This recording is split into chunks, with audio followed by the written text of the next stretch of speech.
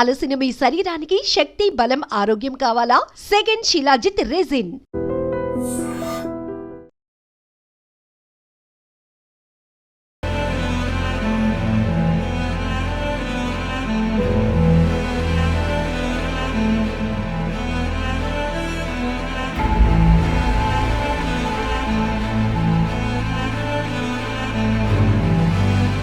ఒక్కోసారి చిన్న నిర్లక్ష్యం కూడా పెద్ద ప్రమాదానికి దారితీస్తోంది. ఒక కారు డ్రైవర్ నిర్లక్ష్యం ఒక బాలుడి ప్రాణం తీసేసింది. విజయనగరంలో ఒక దుర్ఘటన మీకు తెలుసు. కారు డోర్ లాక్ పడిపోవడంతో 4 చిన్నారులు ఆ కారులోనే ఊపిరాడక చనిపోయినటువంటి దుర్ఘటన. ఇప్పుడు నంద్యాలలో కూడా కారు సరదా ఓ బాలుడి ప్రాణాన్ని తీసేసింది. ఇంటికి వచ్చిన బంధువుల కారులో ఎక్కి సరదాగా ఆడుకుందాం అనుకున్నాడు. కానీ ఆ కారే తన పాలిట మృత్యువుగా మారుతుందని ఆ చిన్నోడికి తెలియలేదు. అంతే, కార్ డోర్ లాక్ పడిపోవడంతో ఊపిరాడక ప్రాణాలు వదిలాడు.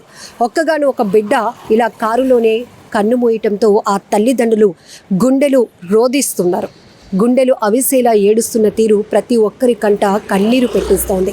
ఈ దుర్ఘటనకు సంబంధించి పూర్తి డీటెయిల్స్లోనికి వెళ్దాం. కారులో ఆడుకుంటున్న బాలుడు డోర్ లాక్ పడి ఊపిరాడక మృతి చెందిన విషాద ఘటన నంద్యాల జిల్లాలో జరిగింది.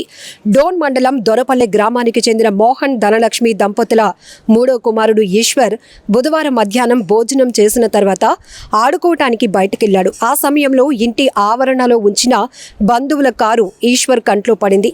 అక్కడికి వెళ్లిన ఈశ్వర్ కారు డోర్ వేయలేదని తెలిసింది. అందులోని ఎక్కి ఆడుకుందామనుకున్నాడు. వెంటనే కారు ఎక్కేశాడు. ఈశ్వర్ కారులోనికి ఎక్కగానే ఒక్కసారిగా డోర్ లాక్ పడింది. కార్ లాక్ తెరవకపోవడంతో ఆందోళనకు గురైన ఈశ్వర్ చాలాసేపు కాళ్లతో చేతులతో అద్దాలు పగలగొట్టేందుకు ప్రయత్నించాడు. అద్దాలు పగలకపోవడంతో ఊపిరాడక అపస్మారక స్థితిలోనికి వెళ్ళిపోయాడు. ఈశ్వర్ కనిపించకపోవడంతో కుటుంబ సభ్యులు వెతకటం ప్రారంభించారు.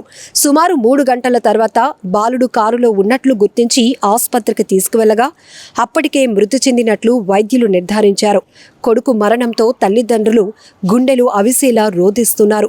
ఏదేమైనా కార్ డోర్ లాక్ చేయకుండా వెళ్లిన డ్రైవర్ కారణంగా బాలుడు ప్రాణాలు కోల్పోయాడు. డ్రైవర్లందరూ డోర్ లాక్ విషయంలో జాగ్రత్త వహించాలని పోలీసులు చెబుతున్నారు. తల్లిదండ్రులు కూడా తమ పిల్లలపై ఒక కన్నేసి ఉంచాలని సూచిస్తున్నారు. విజయనగరంలో కార్ డోర్ లాక్ పడి 4 చిన్నారులు మృత్యువాత పడినటువంటి ఘటన చాలా బాధాకరం. ఆ ఘటన మరవక ముందే నంద్యాలలో మరొక కారు సరదా బాలుడి ప్రాణాన్ని తీయటం మరింతగా బాధిస్తోంది.